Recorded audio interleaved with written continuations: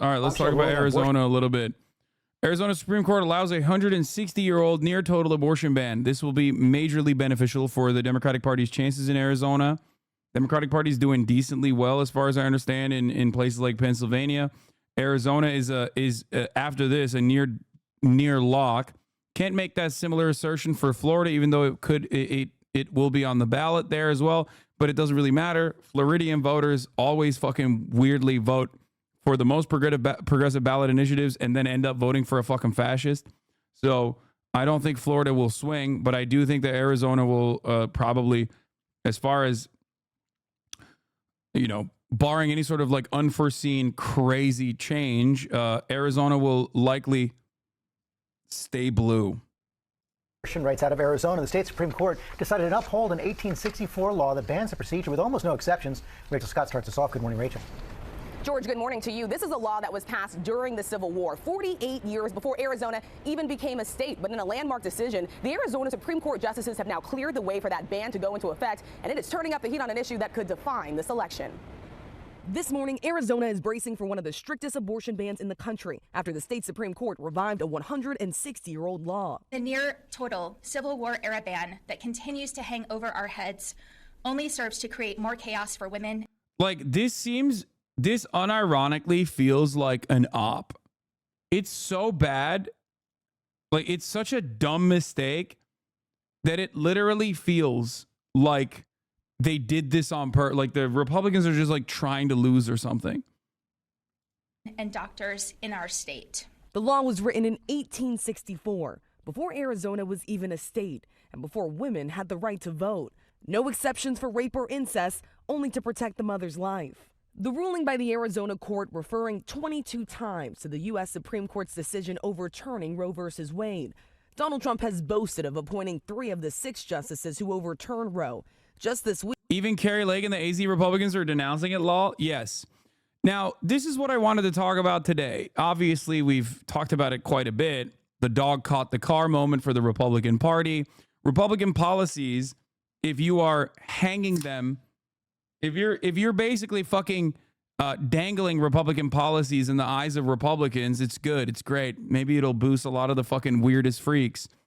But once you actually implement them, people then recognize that you own that policy, and it's actually very cruel and unusual. Once it's put into practice, people have a very different opinion on Republican policies. Now, the reality is that there are still plenty of Republicans who do, especially in positions of power, who do legitimately believe that abortion should be criminalized. Okay? However, the unfortunate reality for the Republican Party is that 75% of Americans don't believe that that's a good idea. It's a bad idea because it is a bad idea. And now all of these people that used to talk about abortion as definitionally being murderous are now talking about how some murder is fine, actually. Why? Well, because the politics, politically, some murder I'm chill with. Week, he said states should make their own laws when it comes to abortion. The states will determine by vote or legislation or perhaps both, and whatever they decide must be the law of the land, in this case, the law of the state. President Biden calling the ban extreme. It is funny seeing Carrie Lake take a position on abortion now when she was running for office. Carrie Lake is now blasting the abortion ban she once was thrilled about. So what changed? Why is it that Carrie Lake previously called the 1864 ban a great law, says she now opposes Tuesday's ruling and called on the state legislature to come up with an immediate common sense solution that Arizonans can support? So what happened? Is it no longer murder? Is it murder light? Are we allowing some murders? What happened? You were thrilled for it. Let me see if I can find the video of her being thrilled for it. Okay. I would love to show you. Here it is. I don't believe in abortion. I think the older law is going to go into effect. That's what I believe will happen. I don't think abortion pills should be legal.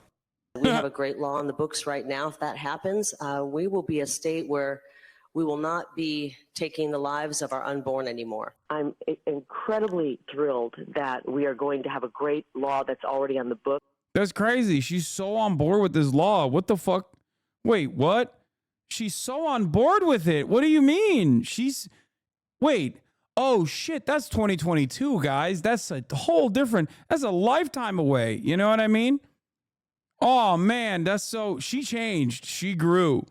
She now thinks like some murders are okay, actually. Oh, dude, a tremendous law. I'm incredibly thrilled that we're going to have a great law that's already in the books. So we will prohibit abortion in Arizona. And I think we're going to be paving the way and setting course for other states to follow. So it will prohibit abortion in Arizona. And I think we're going to be paving the way and setting course for other states to follow. I mean, obviously, a lot of us don't remember 2022. That's a fucking whole lifetime away. So, you know, things change, right?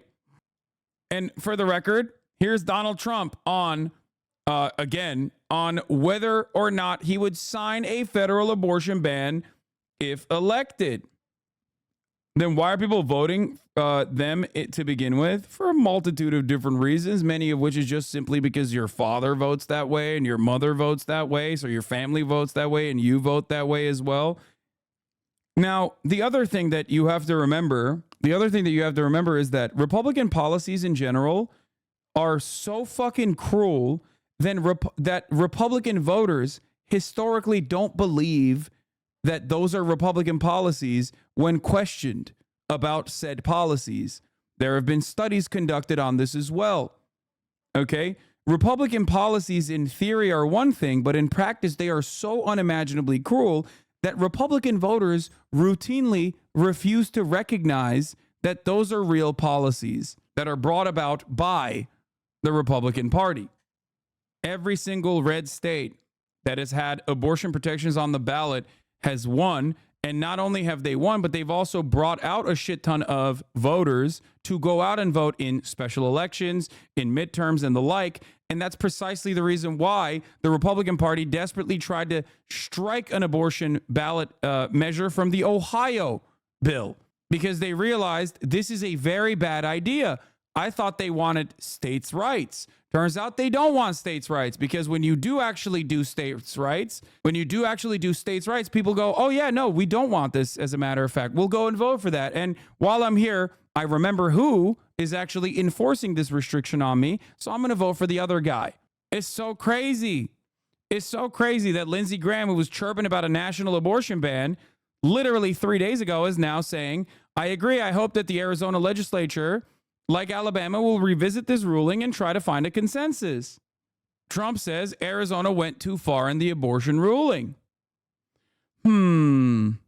How could this have happened? How could this have happened, guys?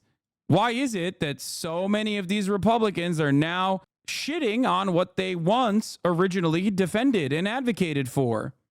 This issue is, and this ruling is, for Republicans, particularly within the state of Arizona, than Kari Lake, the Arizona Republican Senate candidate, yesterday came out strongly against Arizona's Supreme Court ruling. She wrote in part, I am the only woman and mother in this race. I understand the fear and anxiety of pregnancy and the joy of motherhood. I oppose today's ruling, and I'm calling on Katie Hobbs and the state legislature to come up with an immediate common sense solution that Arizonans can support.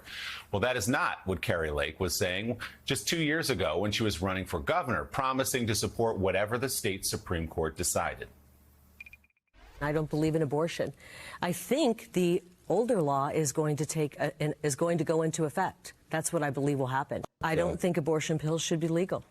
We have a great law in the books right now. If that happens, we will be a state where we will not be taking the lives of our unborn anymore. I'm incredibly thrilled that we are going to have a great law that's already on the books. So it will prohibit abortion in Arizona, and I think we're going to be paving the way and setting course for other states to follow. Von Hilliard, you have covered Arizona very closely. You've covered Kari Lake, interviewed her a number of times. This really just puts into stark relief. That is her position 2 years ago. Whatever the state Supreme Court decides will be good with me. And now that the state Supreme Court says an 1864 territorial code is enforceable in 2024, she's running from it, as are, by the way, many Republicans within the state of Arizona and across the country. Hypocrisy police don't exist. I mean, it doesn't matter. Right. It's I just think Carrie Lake somehow finds herself being the character that is going to be looked at across all 50 states here, because Carrie Lake is somebody who back in 2022, right, was looking at the hypothetical of Roe v. Wade being overturned. Those comments just a couple months prior to the Dobbs decision, when she called the territorial ban a great law. But then fast forward several months later, it was in October of 2022, 3 months after the Dobbs decision, and I had a back and forth exchange with her about whether she would stand by, if she had actually won the race for governor, and defended the territorial ban, which bans all abortions in the state of Arizona, except for when a woman's life is in danger, and could imprison an abortion provider up to 5 years. And notably, she sort of softened a little bit, and she told me that she would stand by and defend whatever law the courts decided on behalf of. Well, fast forward, this is where, for all these political figures now, you know, somebody may hold deeply true convictions about abortion, but suddenly we're at the juncture here, almost 2 years after Dobbs, where the real life impact and the political consequence are coming to a head. And in the state of Arizona, exit polling in 2022 showed that more than 2/3 of Arizonans wanted to codify abortion rights in the state of Arizona. And Carrie Lake is well acknowledging that 7 months from now, there very likely is going to be a referendum on the state ballot that would grant abortion rights, reproductive rights in the state of Arizona as a constitutional amendment up to 24 weeks. And that is where you see her statement yesterday saying she opposes the territorial ban is so noteworthy, as well as other Republicans in the state, because not only are there real life stories of women and families, they're going to continue to come out, but there's also the political consequence that is so much tied to their own. You know, it's so interesting. First of all, this law, if and when it goes into effect, will cause immediate pain, trauma, suffering, and danger for women, for countless women across Arizona. It's denying them health care, and it will have terrible, very specific impact on women and their families. Having said that, listening to Vaughn's coverage of Carrie Lake and her twisting and turning on this and running to the hills is very typical of Donald Trump, who's trying to twist and turn on this as he does on everything. And we have some polling and focus groups coming up in the next hour that will show that this behavior is beginning to take a toll on Trump's support. Jonathan Lemire, my question to you is, right now, even though this is terrible news for the women of Arizona, this is an opportunity for the Biden campaign to really show the differences here. That's awesome. This dynamic is just always the permanent state of American politics, which is, yeah, this thing is like horrifying for millions of people, right? Like almost, more than 100 million people. However, pretty good for the Democratic Party's chances, as they are not the ones who did it. What an incredible position, you know? Yeah, well, yeah, if the Dems were in charge of Arizona, it wouldn't happen, right? I mean, the Dems are in charge of Arizona, and that's why it didn't happen. It's not happening because the Democrats are in charge. The Attorney General is a Democrat. She immediately came out and said, we're not fucking pushing this through. I will never prosecute this law. And not only that, but also the governor has also criticized it too. It's just not going to happen. My point simply is this: the Democratic Party should not have to rely on the Republican Party's cruelty to win votes. If there is one principle that I have believed for a very long time, that I've always advocated for, it is that in order to properly govern, in order to be a politician, you have to win votes. But in this country, because of our duopoly, that is not even a duopoly, it's a single party unitary state when it comes to issues that pertain to capital owners and their interests. But let's say there is a duopoly. In this country, within that duopoly of social differences, we, unfortunately, in the Democratic Party, I'm not even going to say we, actually. I put my electoralist hat on for a second and it got on too tight. The Democratic Party has relied for far too long on simply not being as bad as the other guys. Okay? The Democratic Party's position always is just vote for us because we're not as bad as the other guys. The other guys will make things worse. We will marginally make things marginally less worse. Okay, that's it. It's ridiculous. First of all, Mika, you're right to underscore the... That's not how you win votes. That's not how you win elections. You can't keep relying on the cruelty of your opposition, especially when your opposition is at least like offering some kind of positive reasons as to why you should vote for them and showing to the remaining audience that they are capable of advocating, not only advocating, but also pushing through that legislation. Okay? Human impact here of this decision on Arizona's women. I'll also note that as Kari Lake called for Governor Hobbs to not enforce this, remember, Kari Lake never conceded defeat to Governor Hobbs, and it's the first time she sort of did by suggesting that, hey, I'm not governor. She is. But you're right. This is a huge moment, especially coming 2 days after Donald Trump said that states should set their own abortion policies. And, well, now Arizona has. And the electoral impact here, John Heilemann, going to be significant. Whether this code is enforced or not, it is injected into the political conversation yet again with how the Republican Party views abortion, views women's health care. It was just about a week ago that we all had a conversation here, and I talked to Democrats, too, who felt like Joe Biden's best and maybe only path to 270 electoral votes was Michigan, Wisconsin, Pennsylvania, and they were pleased that the one vote in Nebraska could be preserved and he could win that as well. That's precisely 270. A lot of Democrats were feeling pretty pessimistic about Arizona. Like Georgia, Arizona harder this time around. Polls suggest the president trailing Donald Trump there